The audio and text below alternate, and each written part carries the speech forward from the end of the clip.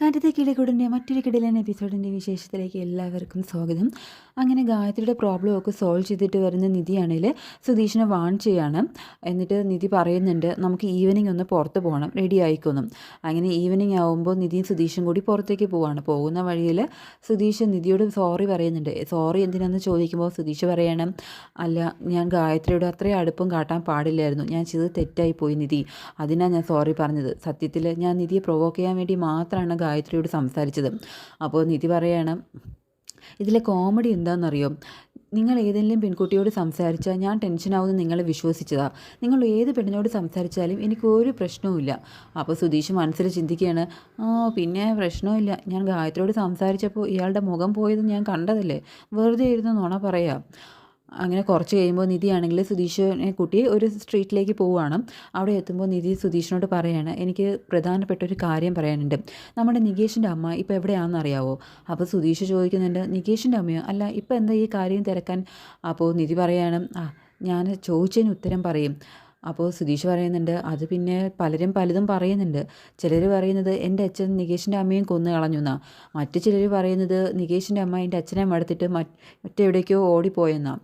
എന്താ സത്യമെന്ന് എനിക്കറിയത്തില്ല. അപ്പോൾ നിധി പറയാണ്, നികേഷിൻ്റെ അമ്മ ഈ പരിസരത്ത് എവിടെയോ ഉണ്ട്, ഞാൻ കുറച്ച് നാൾ മുമ്പ് നികേഷിൻ്റെ അമ്മയെ കണ്ടതാണ്.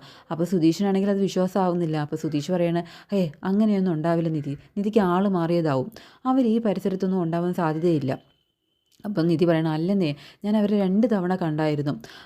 അവസാനമായിട്ട് ഞാൻ അവരെ കാണുമ്പോൾ അവർ സാധാരണ രീതിയിൽ വസ്ത്രം ധരിച്ച് കടയിൽ നിന്ന് എന്തൊക്കെയോ സാധനങ്ങൾ വാങ്ങിയിട്ട് ഈ വഴി പോകുന്നതാണ് ഞാൻ കണ്ടത്. എനിക്ക് ഉറപ്പാണ് ഈ സ്ഥലത്ത് എവിടെയോ ആണ് അവർ താമസിക്കുന്നത്.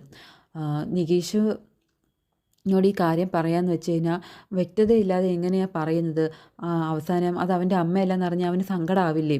90% വരെയും അത് നികേഷിൻ്റെ അമ്മ തന്നെയാണ്. പിന്നെ ബാക്കി 10%ആണ് എനിക്ക് സംശയം. ഞാൻ അവരുടെ ഫോട്ടോ കണ്ടതല്ലേ. അപ്പോൾ സുധീഷ് പറയാണ്, നിധി പറയുന്നത് സത്യമാണെങ്കിൽ അവരെ കണ്ടെത്താൻ വലിയ പ്രയാസമൊന്നുമില്ല. ഞാൻ എൻ്റെ ഫ്രണ്ട്സിനോട് പറഞ്ഞിട്ട് ഈ പരിസരത്ത് മുഴുവൻ സെർച്ച് ചെയ്യാം. കണ്ടെത്തുവാണെങ്കിൽ ഉറപ്പായിട്ടും നമുക്ക് നികേഷിൻ്റെ അമ്മയെ നികേഷിൻ്റെ അടുത്തേക്ക് കൊണ്ടുപോകാമെന്ന് പറയാണ്. അന്ന് രാത്രി സുഭാഷാണെങ്കിൽ ബാത്റൂമിൽ വഴുതി വീണ് കാലിന് പരിക്ക് പറ്റുന്നുണ്ട്. അങ്ങനെ സുഭാഷിനാണെങ്കിൽ നടക്കാൻ നല്ല പ്രയാസം തോന്നുന്നുണ്ട്. ഇതറിയുന്ന ചാന്ദിനിക്കാണെങ്കിൽ നല്ല വിഷമം വരുന്നുണ്ട്. സുഭാഷ് അടുത്ത ദിവസം ജോലിക്ക് പോകുമ്പോൾ ചാന്ദിനി സുഭാഷിനെ കാണാനായിട്ട് അങ്ങോട്ടേക്ക് ചെല്ലുന്നുണ്ട്. അങ്ങനെ ചാന്ദിനിയാണെങ്കിൽ സുഭാഷിൻ്റെ കാല് പിടിച്ച് അവളുടെ മടിയിലോട്ട് വയ്ക്കുകയാണ് കേട്ടോ. എന്നിട്ട് തനിക്ക് പെയിന് കുറവുണ്ടോ എന്നൊക്കെ ചോദിക്കുകയാണ്.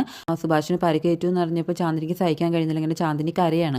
അപ്പോൾ സുഭാഷ് പറയണ, ഈ ചാന്ദിനി എന്താ ഇത്, എനിക്ക് അത്ര വലിയ പരിക്കൊന്നും ഇല്ല, താൻ കാണുന്നതല്ലേ, പിന്നെ നടക്കുമ്പോൾ നല്ല പെയിനുണ്ട്, അത്രേ ഉള്ളൂ, നടക്കാനേ ഉള്ളൂ പ്രയാസം. അപ്പോൾ ചാന്ദിനിയാണെങ്കിൽ സുഭാഷിൻ്റെ കാലക്ക് മസാജ് ചെയ്ത് കൊടുക്കുകയാണ് കേട്ടോ. എന്നിട്ട് സുഭാഷിനോട് നടക്കാൻ പറയുകയാണ്. അങ്ങനെ ചാന്ദിനിയുടെ കെയറൊക്കെ കാണുമ്പോൾ സുഭാഷിൻ്റെ കണ്ണറിയാതെ നിറഞ്ഞു പോവാണ്. സുഭാഷിന് സന്തോഷം തോന്നുന്നുണ്ട്. തന്നെ ഇത്രയേറെ സ്നേഹിക്കാൻ കഴിയുന്ന ഒരു പെണ്ണിനെയാണല്ലോ തനിക്ക് കിട്ടിയതെന്ന് ഓർത്തിട്ട് സുഭാഷ് ചാന്ദിനിയെ സ്നേഹത്തോടെ നോക്കി നിൽക്കുന്നതൊക്കെ കാണിക്കുന്നുണ്ട്.